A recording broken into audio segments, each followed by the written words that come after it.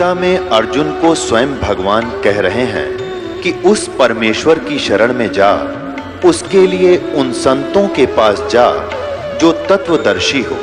इसी प्रकार हजरत मोहम्मद को उनका अल्लाह कह रहा है कि कोई और पूर्ण परमात्मा है, उसको पाने के लिए उन तत्वदर्शी संत की तलाश कर। वो प्रभु कौन है, ये जानने के लिए कृपया अवश्य सुनिए जगत गुरु तत्वदर्शी संत रामपाल जी महाराज के अमृत वचन। उससे कहा, परमात्मा ने संकेत कर दिया, बोलिए ना, और कहा कि इसको भाई हंस है नीचे से, इसको भगवान के दर्शन करा के लाओ। अब उस द्वारपाल ने और दूसरों को बुला, कहा भाई भगत आए हैं, इनको भगवान के दर्शन करा के लाओ। परमात्मा दूसरी साइड से जाकर बैठे उसी सिंहासन पर, पूरे सिर पर छतर, सिर पर मुकुट हैं और बहुत सुंदर सिंहासन, और भगत वहां सारे जितने भी हंस हैं मनुष्य सदृश है, नर और नारी रूप में है सब, लेकिन वो शरीर हाड़ चाम का नहीं है, वह जरा और मरण नहीं है, बुढ़ापा नहीं है। तब जाकर देखा धर्मदास ने कि ये है भगवान, अखा यही है, ये तो नीचे से मेरे साथ आए वही है, कि वही है, सारा कुछ यही है। जब धर्मदास रोया, बोलो सतगुरुदेव।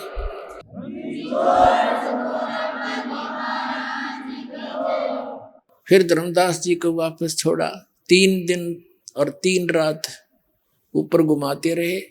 पीछे से धर्मदास जी को अचेत देख के रिश्तेदार इकट्ठे हो गए, झाड़े झपटे लगाने वाले बुला लिए, डॉक्टर वैद्य बुला लिए, किसी से कुछ नहीं हुआ। जब वापस आत्मा छोड़ी, धर्मदास जी नो बैठे एकदम उठ कर खड़े हो गए, और सारे देखे ये रिश्तेदार कैसे आ गए। तब तो उन्होंने बताया, आप अचेत हो गए थे, क्या हो गया था आपको, कहाँ गए थे। धर्मदास ने कहा कि क्या हो गया था। मैं फिर उसको ध्यान आया करो तेरे की, अगर वो वहां कोई भी ना मिलता, नौका न सचेत हो जाता, उन्होंने सोचा मैंने सपना आ गया, और तो उसने देखा क्या हो गया था मुझे, कि तू पता नहीं क्या हो गया था तेरे। तब उसको याद आया करो तेरे की, मैं तो ऊपर भगवान देखा, और उस परमात्मा ने कहा है काशी में रहता हूं मैं, धानक दुलाए रूप में। वहां से चलकर फिर वहां पहुंचे, वहां देखे न्यो के न्यो चरणा में पड़ गए परमात्मा के। फिर परमात्मा बोले, भाई देख, नाम दूंगा तो नहीं सतनाम, और सार नाम भी दूंगा, पर और पूजा नहीं करेगा धर्मदास, और यहाँ ये गंदे लोग की इच्छा हटानी पड़ेगी। तब धर्मदास जी के बोले, महाराज जी जो तुम कहोगे वो ही करूंगा। क्या कहते हैं, भक्ति दान गुरु दीजियो देवन के देवाओ, भक्ति दान गुरु दीजियो देवन के देवाओ, जन्म पाया भूलो नहीं करहूं पद सेवाओ, जन्म पाया भूलूं नहीं करहूं पद सेवाओ, भक्ति दान गुरु दीजियो देवन के देवाओ, जन्म पाया भूलूं नहीं करहूं पद सेवा हो, तीर्थ बरत मैं ना करूं ना मंदिर पूजाओ, तीर्थ बरत मैं ना करूं ना देवल पूजाओ, मनसा वाचा कर्मणा मेरे और न दूजाओ, मनसा वाचा कर्मणा मुझे और न दूजाओ, भक्ति दान गुरु दीजियो देवन के देवाओ, भक्ति दान गुरु दीजियो देवन के देवाओ,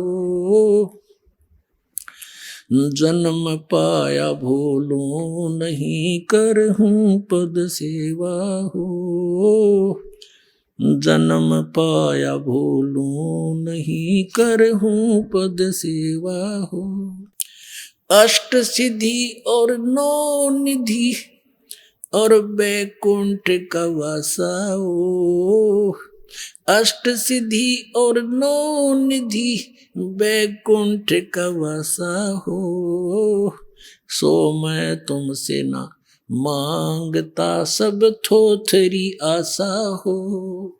भक्ति दान गुरु दीजियो देवन के देवाओ, भक्ति दान गुरु दीजियो देवन के देवाओ, जन्म पाया भूलूं नहीं करहूं पद सेवा हो।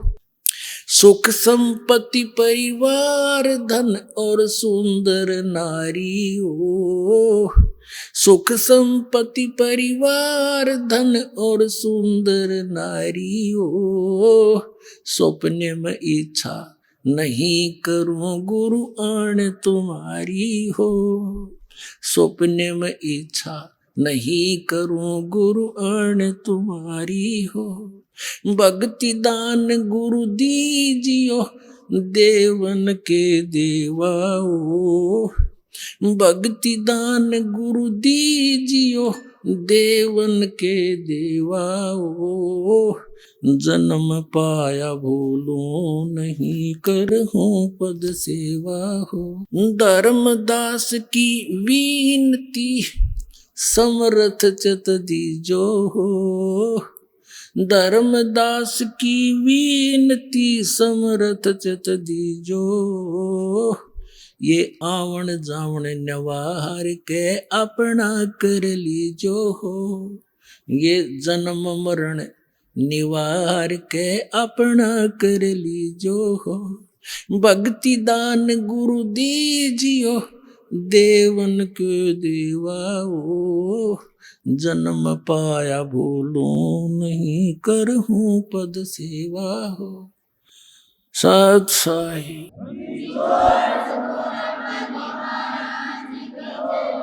तो पुण्यात्माओं, ऐसे भ्रम निवारण करते हैं परमात्मा अपने बच्चों का। एक व्यक्ति को इस मार्ग पर लाने के लिए अब परमात्मा ने कितना प्रयत्न करना पड़ रहा है। आज वही इस दास के साथ हो रहा है।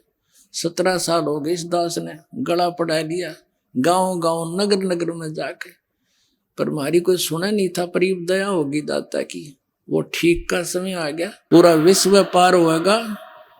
और ये नकली संत मैदान त्याग किया तो पलायन कर जाएंगे, ना स्वीकार कर लेंगे सच्चाई को, वो दिन दूर नहीं है। बोलो सतगुरुदेव।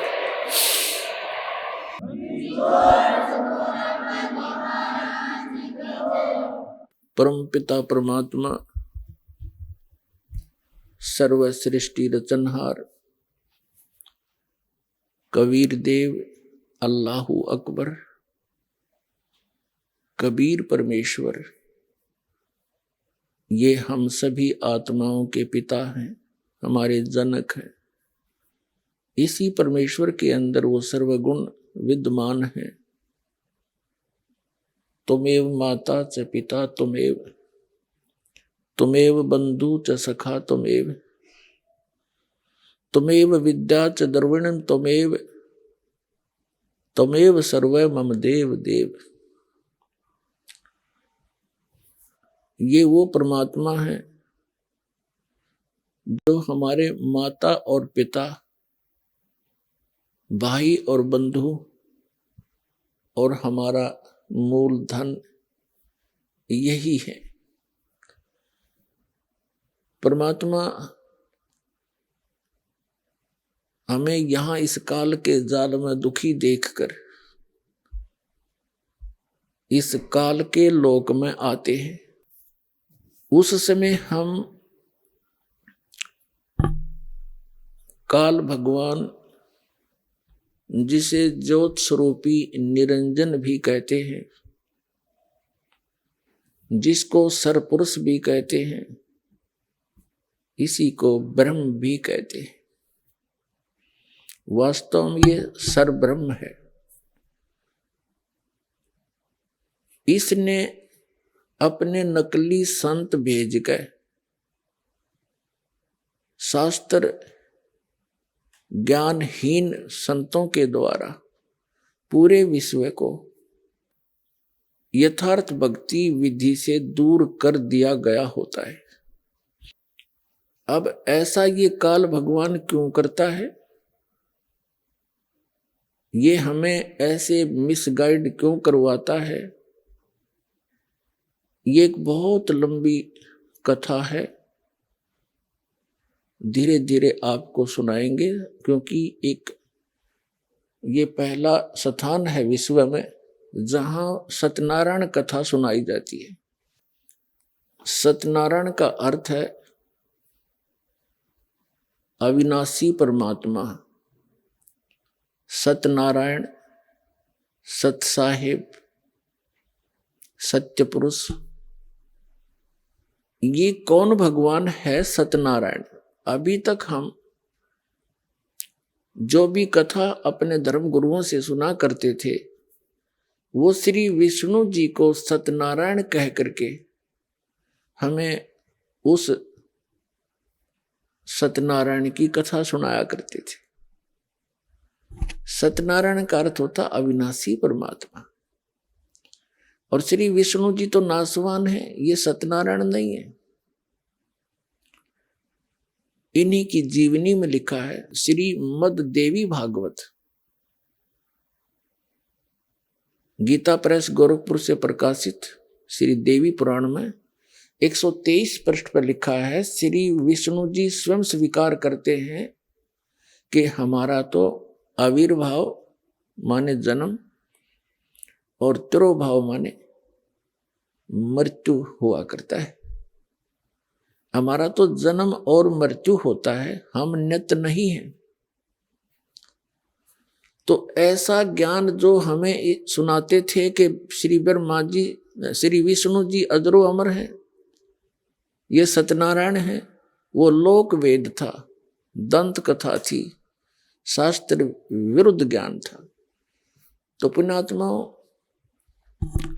अब ये शास्त्र अनुकूल यथार्थ ज्ञान इस बरवाला आश्रम के अंदर सुनाया जाता है।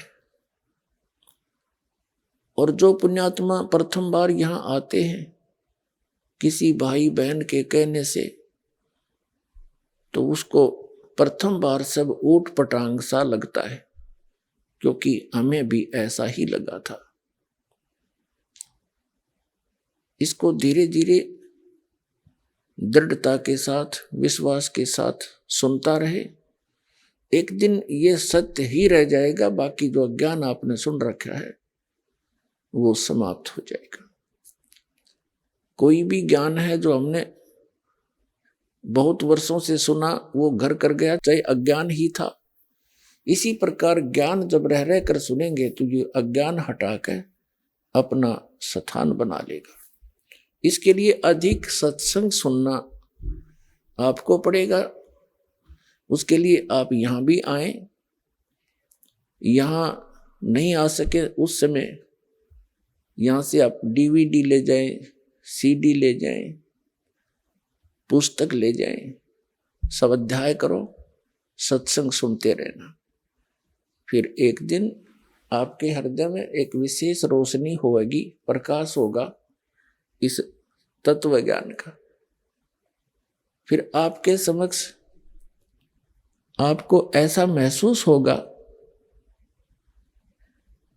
जैसे कबीर साहब कहते हैं, तारा मंडल बैठ कर ये चांद बड़ाई खावे, उदय भया जब सूरज का स्यों तारों छुप जावे। जिनको तुम सत्यनारायण माना करते थे आप जी, और जिनकी पूजा किया करते थे मोक्षदायक जानकर, आपको फिर इस तत्व ज्ञान की रोशनी में ऐसा हो जाएगा जैसे सूर्य उदय होने के बाद चांद और सितारे ओझल हो जाते हैं और रात्रि के समय वही टिमटिमाते सुंदर लग रहे थे। अब वो विद्यमान भी हैं, लेकिन उनका अस्तित्व नहीं रहा, यहां उनका औचित्य समाप्त हो गया सूर्य के प्रकाश में। तो परमात्मा कबीर जी द्वारा दिया गया ये यथार्थ ज्ञान ये अध्यात्म का सूर्य समझो, और जो अन्य ज्ञान आपने सुने थे वेद ज्ञान को चांद समझो, अन्य जो पुराण वगैरह या अन्य उपनिषद वगैरह उनको सितारे समझो, और कबीर परमात्मा के ज्ञान को सूर्य समझो। अब कुछ दिनों में ही आप देखेंगे विश्व में पूरा विश्व परमात्मा के इस ज्ञान से परिचित होकर हाथ मला करेगा, दांतों तले उंगली दबाएगा कि सचमुच ये कैसा मजाक हमारे साथ हो रहा था। अभी तक तो आप जी ने इस मनुष्य जीवन की कीमत का ज्ञान नहीं। जब आपको इस मनुष्य जीवन की वैल्यू का पता लगेगा तब और घना पश्चाताप बनेगा, क्योंकि मनुष्य जीवन प्राप्त किस लिए हुआ? 84 लाख प्रकार के शरीरधारी प्राणी हैं, उनमें से मानव शरीर सबसे भिन्न है। इसके अंदर हम इतनी बुद्धि रखते हैं, समय पर खाना खा सकते हैं, प्राकृतिक आपदाओं से बचने के लिए हम झोंपड़ी डाल सकते हैं, शेड डाल सकते हैं, मकान बना सकते हैं। तो इसके साथ साथ हम इस मनुष्य जीवन से परमात्मा की भक्ति भी कर सकते हैं, जो अनिवार्य है। इस मनुष्य जीवन का उद्देश्य ही ये है कि आपने सत्य भक्ति करके इस बार बार के इस झमेले को समाप्त करवाना है। ये जन्म मरण का दुख असंख्य जन्मों से आप झेल रहे हो। तो कबीर परमात्मा ये हमारे पिता हैं, ये हमारे माता हैं। इन्होंने अपने वचन से हम सबको प्रकट किया था। हमने वहां सतलोक में जहां हम रहा करते थे और वहां से हम यहां आ गए। ये एक लंबी कहानी है, सुनाएंगे आपको। तो वहां हम सतलोक में रहते थे, हमें कोई दुख नहीं था, ना हमारी मृत्यु होती थी और ना वृद्ध अवस्था थी, ना कोई परिवार का सदस्य मरता था। तो वहां परम सुख है। उस परम सुख को हम अपनी नादानी के कारण,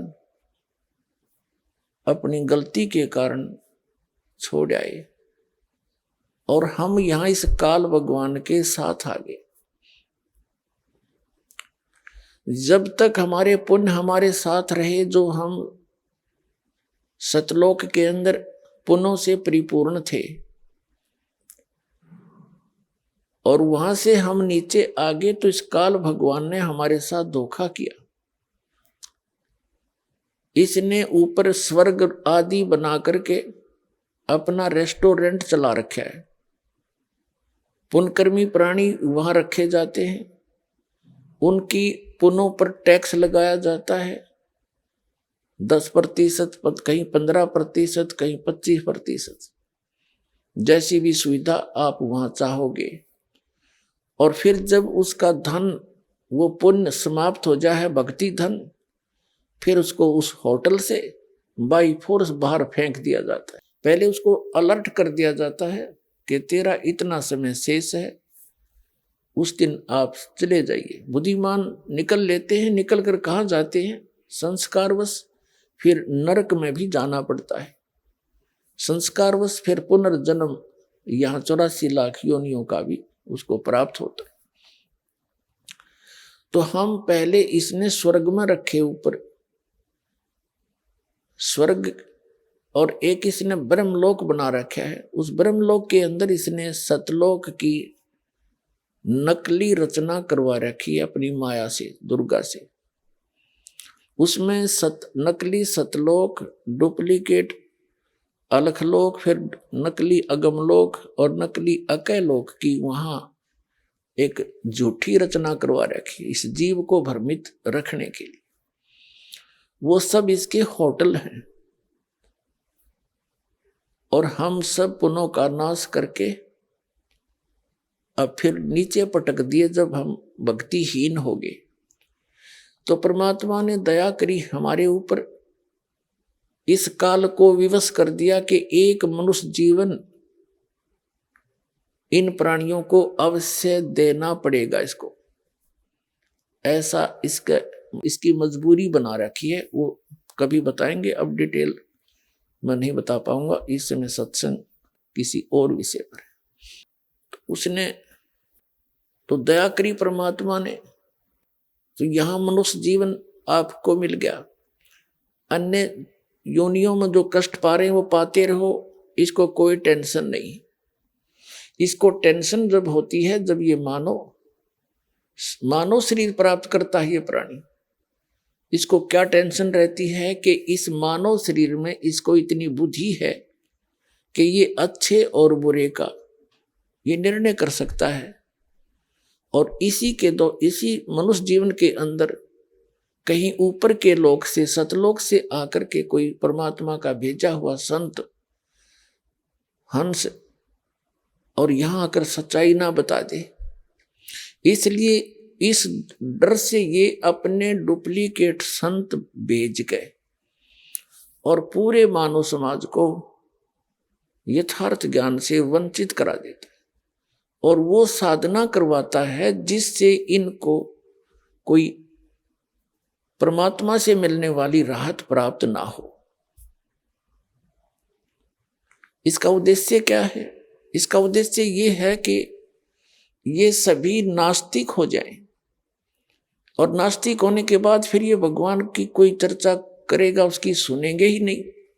तो इस दृष्टिकोण से इसने ये सब अपना जाल फैला रखा है। और परमात्मा क्या चाहते हैं? क्योंकि हम उसके बच्चे हैं, कबीर जी के, परम पूज्य कबीर परमेश्वर जी जो काशी के अंदर 120 वर्ष रहे थे, एक जुल्हाए धानक की भूमिका की थी। वो परमात्मा है, परम अक्षर ब्रह्म है, सारी सृष्टि के रचनहार।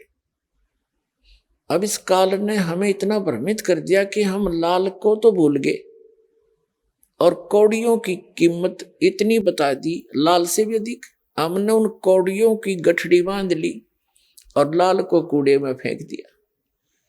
अब इस दास को भेजा जोरी बनाकर, इस दास ने परखा इस लाल को और आपके सामने वो परख दिखा दी, सदग्रंथों से प्रमाण दिखाए कि भगवान कैसा है, वो क्या करता है, उसकी कैसी लीलाएं करता है वो, और उसका प्रमाण कहाँ है।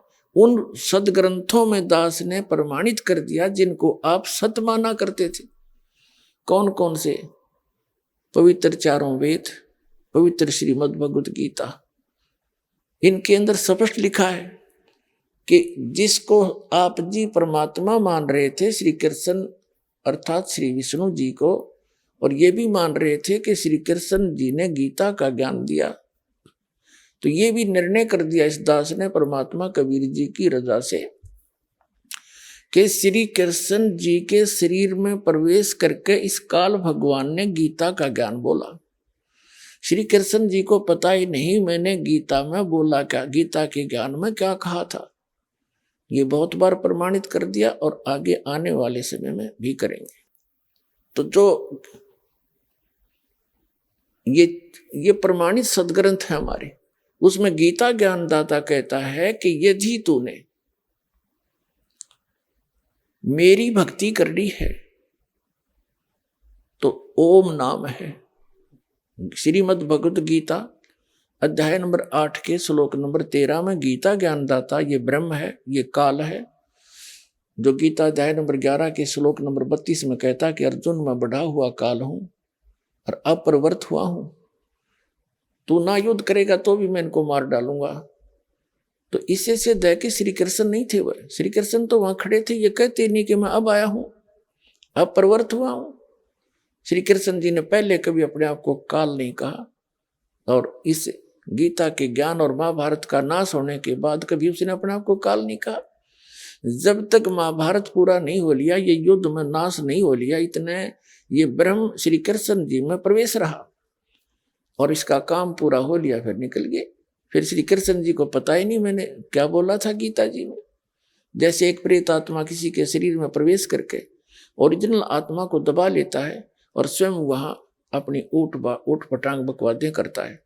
उसके निकल जाने के बाद ओरिजिनल आत्मा को कुछ ज्ञान नहीं होता मैंने बोला क्या था, दूसरे ही बताते हैं ऐसे बोल रहा था, ऐसे बोल रहा था, ऐसे बोल रहा था।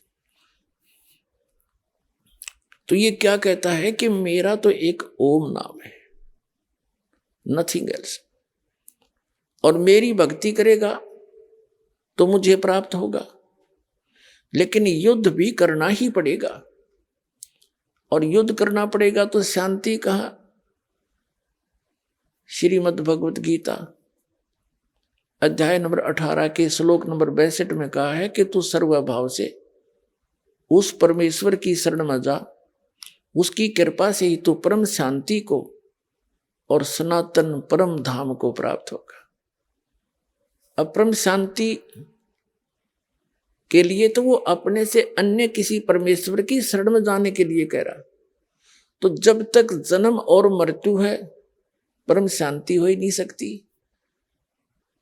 आप देखो गर्भ में दुख, परमात्मा ने बताया है कि माँ के पेट में जो बच्चा होता है उसको उस दौरान इतना कष्ट होता है जैसे आजीवन व्यक्ति कुष्ठ रोग से गल कर मर जावे 50-60 वर्ष तक। जो उसको दुख होता है वो कष्ट उस बच्चे को होता है जब वो माँ के गर्भ में रहता है, और उसके बाद फिर सारा जीवन कष्ट ही कष्ट। कभी रोग हो गया, फिर युवा हुआ, यहाँ निर्वाह का संकट, विवाह पहले, फिर विवाह का संकट, विवाह ना हुआ तो दुखी, हो गया तो फिर माँ दुखी, संतान ना हुई तो दुखी, संतान हो गया फिर माँ दुखी, कोई मर गया, कोई बच गया, कोई बीमार है, कोई बकवाद कर रहा है, कुछ को रहा है, और सारा कुछ ठीक भी लग रहा है, स्वयं मृत्यु हो जाती है, सब बच्चे बिलखते रह जाते हैं। तो यहां शांति नाम की चीज नहीं। और जो ओम का जाप करते हैं और ओम शांति कहते हैं, ओमकार शांति का तो खड़ा एक्सीडेंट है। वो कभी शांति हो ही नहीं सकती ओम से। ये तो खुद कहता है मेरा ओम नाम है पर युद्ध करना पड़ेगा, और शांति चाहिए तो उस परमेश्वर की शरण में जा। और उसके लिए इसने ऑप्शन छोड़ दिया है चौथे अध्याय के 34वें श्लोक में श्रीमद् भगवत गीता में कि उन तत्वदर्शी संतों की खोज कर और उन तत्वदर्शी संतों से फिर वो तत्व ज्ञान जान समझ उनको दंडवत प्रणाम करने से और कपट छोड़कर नम्रता पूर्वक प्रश्न करने से वो तत्वदर्शी संत तुझे उस परमात्म तत्व का यानी तत्व ज्ञान का ज्ञान कराएंगे। वो तत्व ज्ञान कौन सा है? श्रीमद् भगवत गीता अध्याय नंबर 4 के श्लोक नंबर 32 में बताया है। यहां अनुवादकर्ताओं ने, ये अज्ञानी थे, सारे तत्वज्ञानहीन प्राणी थे जिन्होंने अनुवाद करने की चेष्टा की, लेकिन जहां सही ज्ञान आना था उसके विपरीत अर्थ करके उसको सारा ही बदल दिया, सारा अर्थ ही खत्म कर दिया गीता जी का। इन्होंने यहाँ एक ब्रह्मणे मुखे शब्द है चौथे अध्याय के 32वें श्लोक में श्रीमद् भगवत गीता के। तो इन अनुवादकर्ताओं ने ब्रह्मणे मुखे का अर्थ कर दिया वेद की वाणी में। ब्रह्मणे अर्थ 17वें अध्याय के 23वें श्लोक में ब्रह्मणे शब्द है, इन्हीं अनुवादकर्ताओं के द्वारा उसका अनुवाद किया गया है। सचिदानंद घन ब्रह्म, ब्रह्मणे माने सचिदानंद घन ब्रह्म, यानी परम अक्षर ब्रह्म, वो परमात्मा जिसकी शरण में जाने के लिए गीता ज्ञान दाता कहता है, और वो स्वयं आकर के यथार्थ ज्ञान बताता है। श्रीमद् भगवत गीता अध्याय नंबर 4 के श्लोक नंबर 32 में कहा है कि उस सच्चिदानंद घन ब्रह्म के मुख कमल से उच्चरित उस वाणी में यज्ञों की जानकारी, यज्ञ माने धार्मिक क्रियाओं की, अनुष्ठानों की, साधनाओं की जानकारी विस्तार के साथ कही गई है। वो तत्व ज्ञान है, उसको जानने के बाद फिर तेरे सारे कर्म समाप्त हो जाएंगे। उसके बारे में कहा है चौथे अध्याय के 34वें श्लोक में कि उस तत्व ज्ञान को तू तत्वदर्शी संतों के पास जाकर समझ, और वो तत्वदर्शी संत उस तत्व ज्ञान से परिचित होते हैं, फिर तुझे भी उससे परिचित करा देंगे।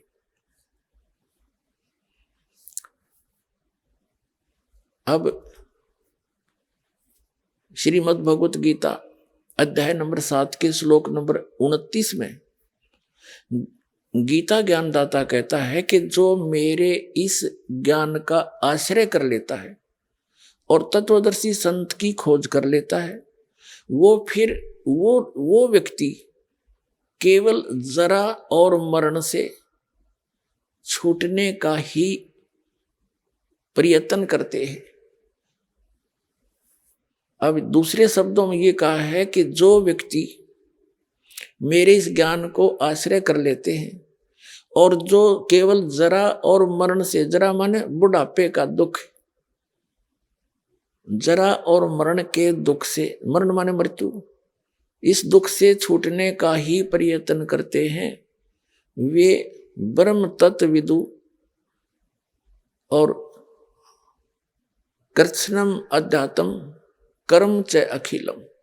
वह कहते हैं जरा मरण मोक्षाय माम आश्रित यतन्ति ये ते ब्रह्म तत्वविदु अखिलम कृत्स्नम अध्यात्म च कर्म च अखिलम।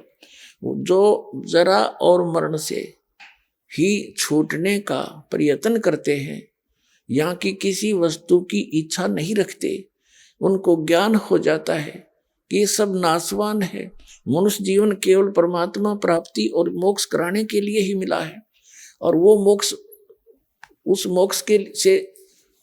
मोक्ष से ही हमें परम शांति होगी, और वो मोक्ष का साधन तत्वदर्शी संतों के पास होता है।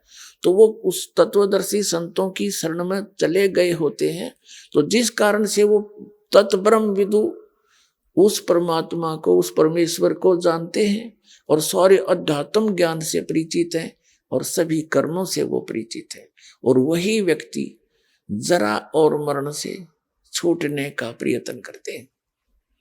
गीता अध्याय नंबर 8 के श्लोक नंबर 1 में अर्जुन ने प्रश्न किया कि हे भगवान, आपने जो 7वें अध्याय के 29वें श्लोक में, 29 श्लोक में जिस तत्ब्रह्म के बारे में कहा है कि उसको जानने के बाद व्यक्ति केवल यहां से जरा और मरण के संकट से ही छूटने का प्रयत्न करते हैं या किसी वस्तु में इच्छा नहीं रखते, तो किम तत्ब्रह्म, गीता ज्ञानदाता 8वें अध्याय के ही गीता जी के श्लोक नंबर 3 में कहता वो परम अक्षर ब्रह्म है। 8वें अध्याय के 5 और 7 श्लोक में ये अपनी साधना को कहता है, मेरी भक्ति कर, युद्ध भी कर और मेरा स्मरण भी कर। 8वें अध्याय के 13वें श्लोक में ये अपना मंत्र बता देता है कि ओम इति एकाक्षरम ब्रह्म विवहारण माम अनुसमरण ये परियाति तजंदेहम सयाति परमाम गतिम। जो मुझ ब्रह्म का एक ओम मंत्र है, ओम अक्षर, नथिंग एल्स, उच्चारण करके सिमरण करता हुआ ये परियाति तजंदेहम, जो शरीर छोड़कर जाता है, सयाति परमाम गतिम, वह ओम से मिलने वाली जो परम गति है उसको प्राप्त हो जाता है। ओम से मिलने वाली कौन सी परम गति है? ब्रह्मलोक प्राप्ति है, क्योंकि ब्रह्म की साधना है ओम नाम का जाप। ब्रह्म ये काल है, तो इसने 8वें अध्याय के 16वें श्लोक में स्पष्ट किया है कि ब्रह्मलोक में गए हुए प्राणी भी फिर जन्म मृत्यु में आते। इसमें अनुवादकर्ताओं ने फिर गड़बड़ी कर दी है, अनुवाद किया है कि मुझे प्राप्त होकर अर्जुन पुनर्जन्म नहीं होता। नहीं, उसका अर्थ ये बनता है न विद्यते, विद धातु जो है, ये विद्यते अर्थ विद धातु से बना है, जिसे विद्या का ज्ञान होता है। विद्य माने जानना। जो ये नहीं जानते कि मुझे प्राप्त होकर भी पुनर्जन्म होगा, तो वो प्राणी मेरी साधना करके ब्रह्मलोक चले जाते हैं, और ब्रह्मलोक में गए हुए प्राणी भी पुनरावृत्ति वो फिर भी जन्म मृत्यु माते। यदि इन अनुवादकों के इस अनुवाद को हम सत्य माने, एक तरफ तो ये कह रहा है कि ब्रह्मलोक में गए हुए प्राणी भी पुनर्वृत्ति माते हैं, और फिर ये कहे कि मुझे प्राप्त होकर फिर पुनर्जन्म नहीं होता, तो फिर ये गीता जी के 3-4 श्लोक गलत सिद्ध हो जाते हैं। दूसरे अध्याय के गीता जी के श्लोक नंबर 12 में कहा है कि अर्जुन, ऐसा नहीं है कि पहले तेरा और मेरा जन्म नहीं था या आगे हम ना होंगे, अर्थात तू पहले भी जन्मा था, मेरा भी जन्म था, आगे भी हम जन्मते मरते रहेंगे। दूसरे अध्याय के 17वें श्लोक में कहा कि अविनाशी तो उसको जान जिसको मारने में कोई सक्षम नहीं है और जिसने सब ब्रह्मांडों की रचना की है, वो गीता ज्ञान दाता से अन्य है। चौथे अध्याय के 5 और 9 श्लोक में गीता ज्ञान दाता कहता है कि अर्जुन, तेरे और मेरे बहुत जन्म हो चुके, तू नहीं जानता, मैं जानता हूं। और 9वें श्लोक में कहा है कि मेरे कर्म और जन्म दिव्य है, अलौकिक है। फिर श्रीमद् भगवत गीता अध्याय नंबर 10 के श्लोक नंबर 2 में गीता ज्ञानदाता कहता है कि अर्जुन, मेरी उत्पत्ति को न ते देवता लोग जानते, ये ब्रह्मा विष्णु महेश, और न ये ऋषि, क्योंकि ये सब मेरे से उत्पन्न हुए हैं। अब पिता की उत्पत्ति को पुत्र यानी संतान कैसे जाने, पुत्र और पुत्री? पिता की उत्पत्ति, डेट ऑफ बर्थ, जन्म तिथि को पिता का पिता बता सकता है, दादाजी। तो वो सबके जो पिता हैं, कबीर परमात्मा, हम सबके जनक हैं, इनके भी वही जनक है।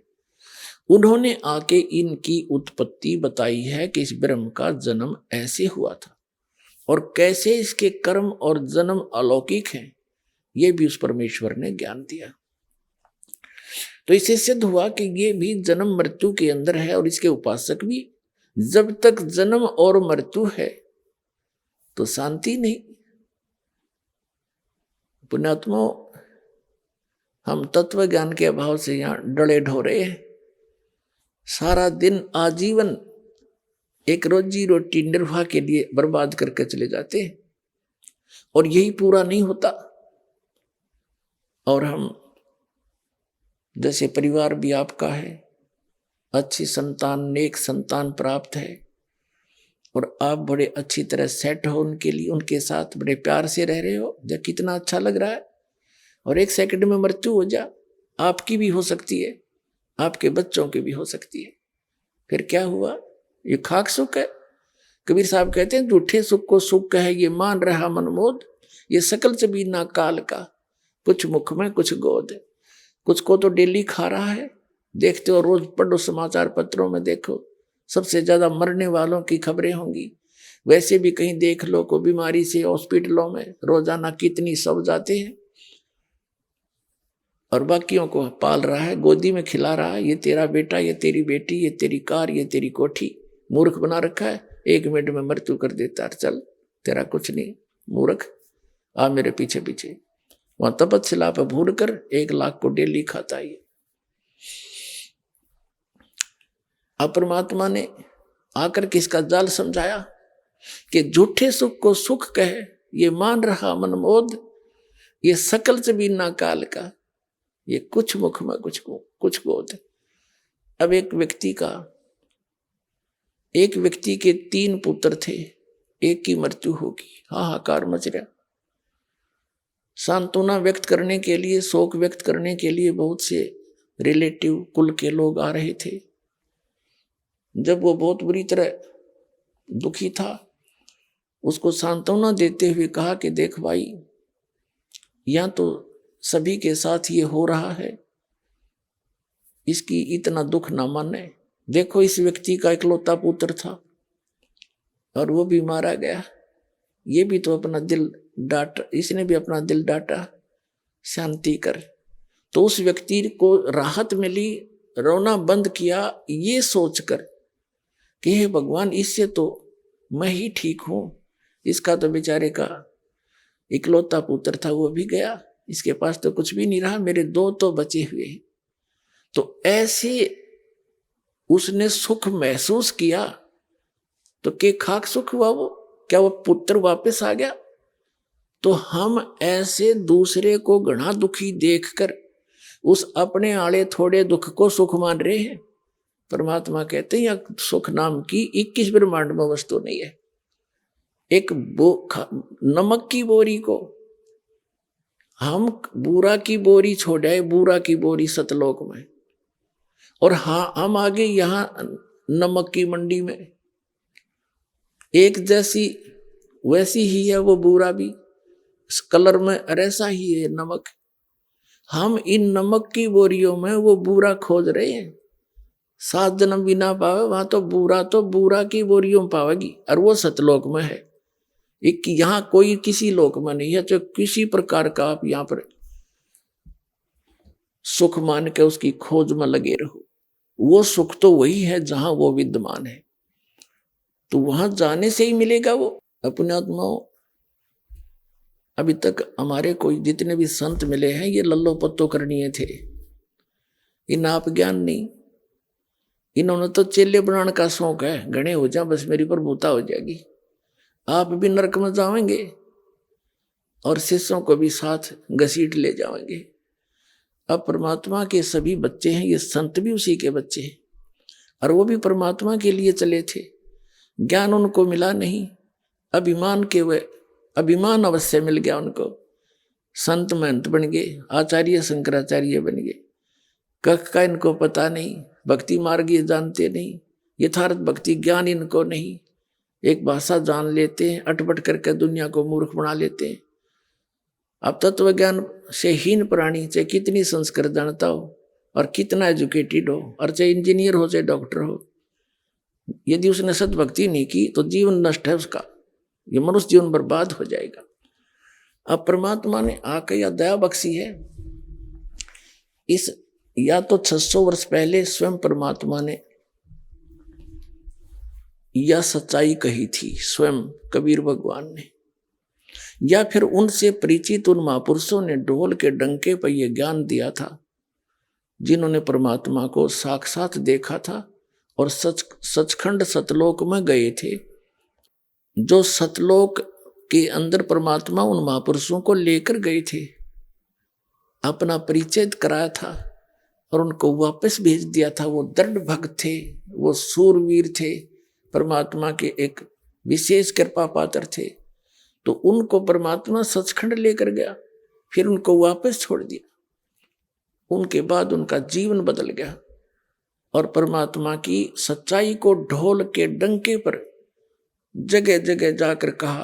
कोई मानो ना मानो, वो कहा करते हैं सच्ची। तो अब वो सेवा इस दास को दी है। अब जैसे किन किन महापुरुषों को इस दास से पहले परमात्मा का साक्षात्कार हुआ था।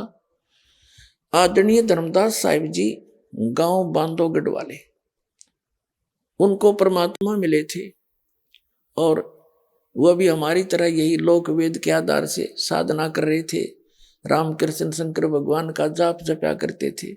एक गुरु भी बना रखे थे रूपदास जी, वैष्णव परंपरा के। और सभी जो क्रियाएं पवित्र हिंदू धर्म के अंदर इन आचार्य और शंकराचार्यों ने दृढ़ कर रखा है।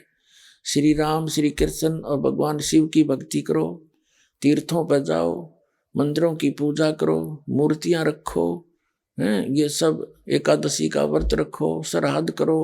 ये सारी की सारी लोक वेद है, दंत कथा है, शास्त्र विदिता का मनमाना आचरण है। वो सभी कर रहा था। परमात्मा सतलोक से चलकर आते हैं। परमात्मा 3 सतिथि में हम सबको संभालते हैं। यही कबीर परमात्मा हमें 3 सतिथि में हमें संभालते हैं। एक सतिथि में ये सतलोक में रहते हैं, वहां इनका मनुष्य सदृश शरीर है। जैसे पवित्र बाइबल में उत्पत्ति ग्रंथ में लिखा है कि प्रभु ने, ईश्वर परमात्मा ने मनुष्य बनाए और मनुष्य को अपना जैसा बनाया, नर और नारी करके उनकी उत्पत्ति की। तो भगवान कैसा? भगवान भी मनुष्य सदृश है, जो उसने अपने जैसे बनाए। और किसी भी ईसाई धर्म के उस पुण्यात्मा को पूछ कर देखो, कि परमात्मा कैसा है, वो कहेगा गॉड इज फॉर्मलेस, परमात्मा निराकार है। फिर खाक पढ़ा तुमने अपने इन सदग्रंथों को, तो एजुकेटेड होकर ऐसी बात करते हो। पवित्र बाइबल की उत्पत्ति ग्रंथ में पढ़कर देखो, उसमें स्पष्ट लिखा है कि परमात्मा मनुष्य सदृश है और उसने अपने जैसा मनुष्यों को उत्पन्न किया है। तो वो परमात्मा सतलोक के अंदर एक बहुत बड़े सिंहासन के ऊपर बहुत बड़े गुम्बज में, एक बहुत बड़ा गुम्बज बना हुआ, यानी जैसे यहाँ मंदिर बनाते हैं, मंदिर को तो एक सीधा सा खड़ा कर देते हैं, ऐसे सीधा सा, बस थोड़ा सा, लेकिन गुम्बज होता है बहुत, एक चौड़ाई उसकी ज्यादा होती, गोलाई, और ऊपर से थोड़ा होता है ऐसा, ज्यादा लंबा ऊंचा नहीं करते जैसे मंदिरों का करते। उसके बीच में परमात्मा एक बहुत अच्छे सुंदर सिंहासन पर बैठे हैं और उनके सिर पर मुकुट है जैसे राजा के होता है, और ऊपर छत्र है जैसे ये भक्तों ने बना रखा है। ये तो आर्टिफिशियल है, वहां परमात्मा का ओरिजिनल है। उनकी एक रोमकूप की इतनी रोशनी है, करोड़ सूर्य मिला दे, करोड़ चंद्रमा, उनकी मिली जुली रोशनी प्रकाश भी परमात्मा के एक रोमकूप के प्रकाश से फीकी है। इतना तेजो में शरीर है। ये तो प्रथम सती थी, और दो अन्य सतीथियों में वो कैसे हमें संभालता है। एक तो वो प्रत्येक युग में एक लीला करते हैं, सतलोक से आते हैं और एक नवजात शिशु का रूप धारण करके कमल के फूल पर विराजमान होते हैं। कमल का फूल सरोवर में ही होता है, जल में, तो उस सरोवर के ऊपर आकर विराजमान होने के कारण नारायण, नार माने जल होता है, आयन माने उस पर आने वाला, विराजमान होने वाला, इसलिए नारायण शब्द भगवान के लिए प्रसिद्ध है। तो वो नारायण कौन है? वो सतपुरुष हैं, कबीर देव जी हैं, जो ऐसी लीला करते। वो कमल के फूल पर आकर शिशु रूप धारण कर लेते हैं। वहां से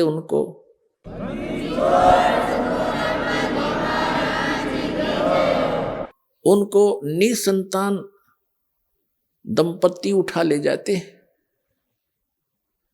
और फिर वो जब बड़े होने लगते हैं तो बालक अवस्था में वो खाना पीना कुछ नहीं करते, तब वो चिंतित होते हैं उनके माता पिता। तब कुंवारी गाय लाई जाती है परमात्मा के आदेश से, और कुंवारी गाय दूध देती है। उन कुंवारी गायों के दूध को परमात्मा पीते हैं, उससे उनके परवरिश की लीला होती है। ये प्रमाण ऋग्वेद के अंदर भी है, और कबीर परमात्मा ने 600 वर्ष पहले ये लीला की थी, जो कबीर सागर के अंदर विद्यमान है। ज्ञान प्रकाश के अंदर एक अंग है, एक अध्याय है ज्ञान प्रकाश पवित्र कबीर सागर का, उसमें भी विद्यमान है कि परमात्मा ने कुछ खाया पिया नहीं जब वो नवजात शिशु रूप में आकर प्रकट हुए थे। इनके कोई जनक नहीं, इनके कोई माता पिता नहीं, ये स्वयंभू हैं।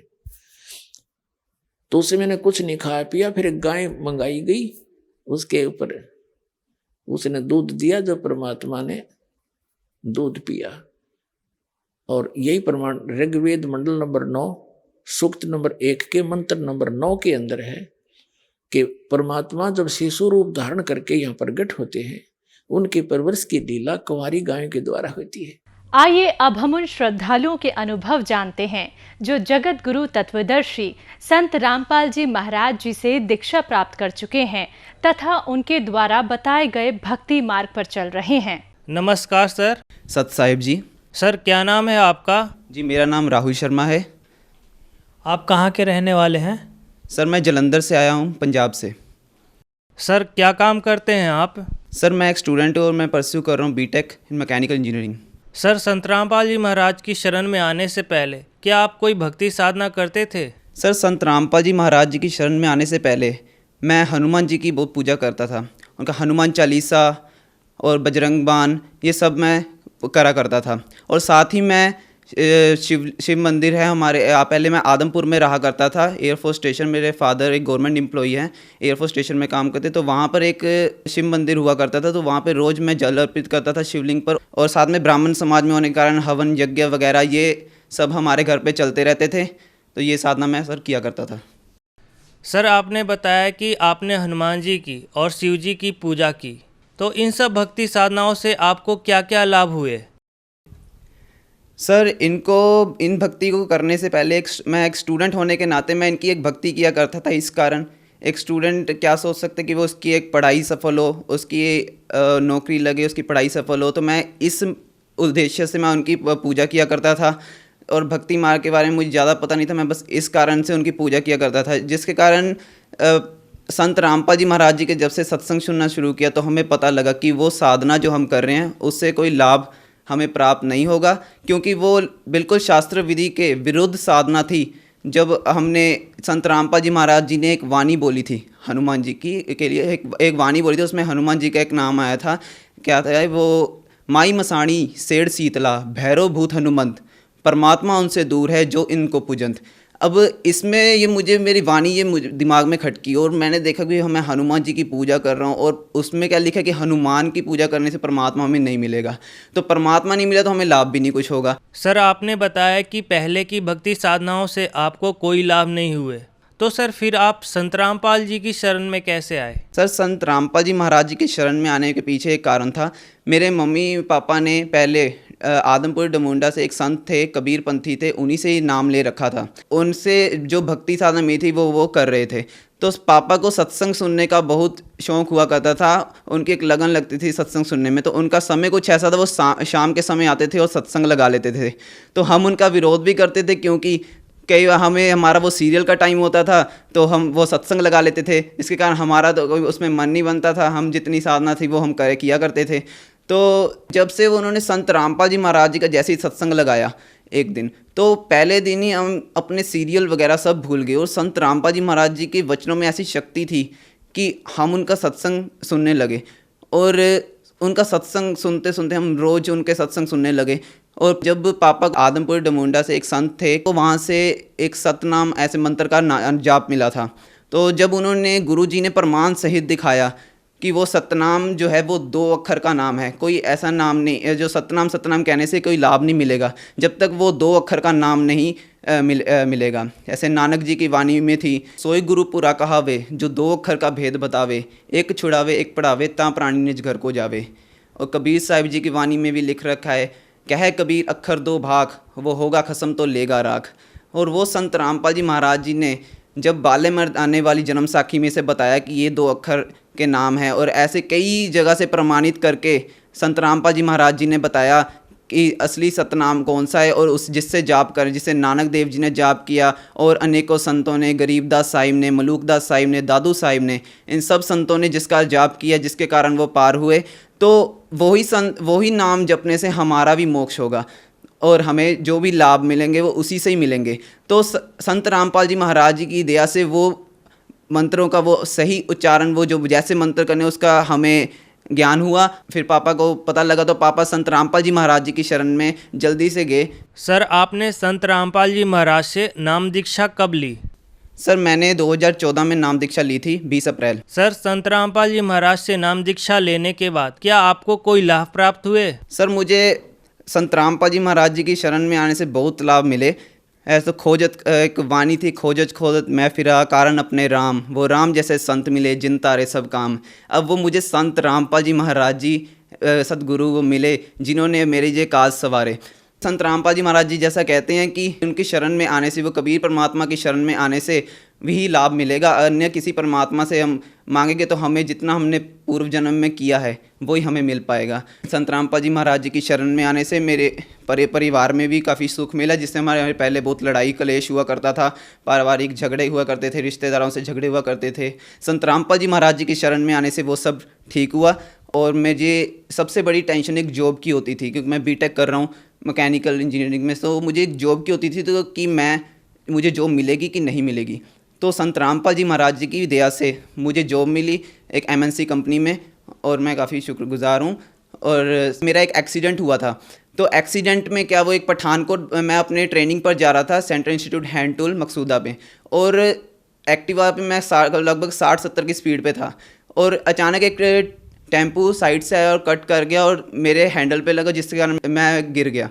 तो उस समय मुझे ऐसा लगा कि अब मेरी जान चली जाएगी। तो संत ऐसा लगा मेरे जैसे ज़मीन पर गिरा, तो मुझे लगा नहीं कि मैं ज़मीन पर गिरा, ऐसा लगा जैसे मैं फूलों पर गिर रहा हूँ। और संत रामपाल जी महाराज जी की दया से उस टाइम मुझे बहुत कम चोटें आई, और इवन वो सड़क लगातार चलती है। मेरी मम्मी को बीपी हाई होता था, उनका 200 से कभी कम नहीं आता था, जो कि अब संत रामपाल जी महाराज जी की जब से तारीखें लगानी शुरू की है उन्हें, तो उनके घुटनों में भी काफ़ी फ़र्क है और बीपी भी उनका ठीक है। मेरी सिस्टर की एक मैरिज हुई, तो सिस्टर की मैरिज बिल्कुल सही तरीके से एक रमैनी के साथ हुई, जिसमें बिल्कुल दहेज की डिमांड, जिसमें बिल्कुल दहेज नहीं लिया गया। सबसे बड़ी टेंशन में यही होती थी कि पता नहीं किससे शादी होगी, कितना दहेज देना पड़ेगा, तो पापा बिल्कुल चिंता में रहा करते थे। जो सिस्टर की शादी होने के बाद हमारी बिल्कुल टेंशन ख़त्म हो गई। संत रामपाल जी महाराज जी ने इतनी अच्छी एक मुहिम अपनाई है, जिससे दहेज रहित शादियां और ये शराब नशे से दूर रहना, ऐसे जो सरकार नहीं आज तक लागू कर पाई, वो संत रामपाल जी महाराज जी के शिष्य अपना रहे हैं।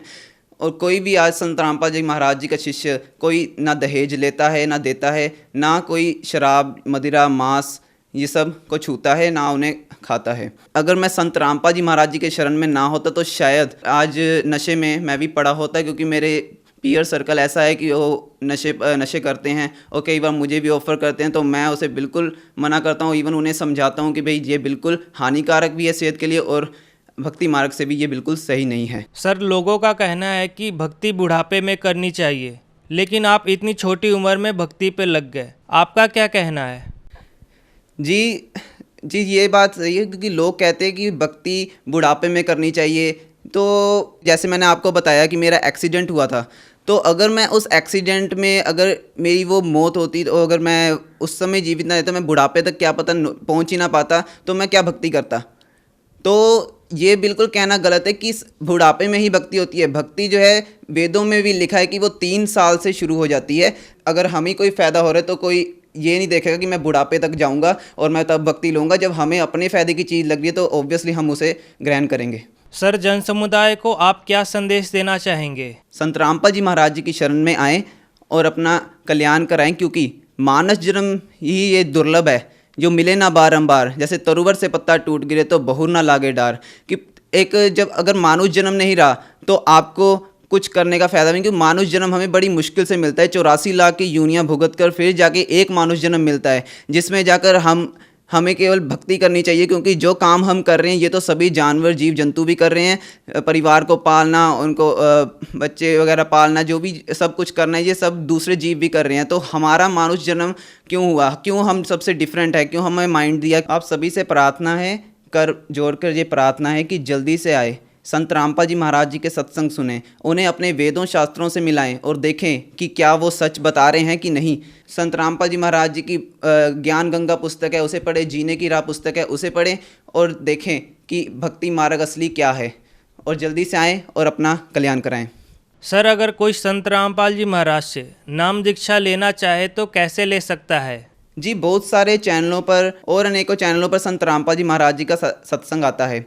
आप उसमें से देखकर, नीचे पीली पट्टी दी हुई है, उसमें आप नंबर को मिलाकर ज्ञान गंगा पुस्तक मंगवा सकते हैं, और उनसे बात करके आप संत रामपाल जी महाराज जी के नामदान केंद्र पर जाकर नाम दीक्षा भी ले सकते हैं और अपना कल्याण करवा सकते हैं। धन्यवाद सर। Ji, thank you.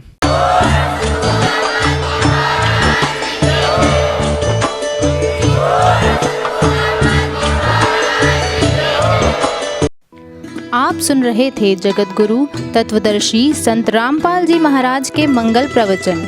अधिक जानकारी के लिए संपर्क करें।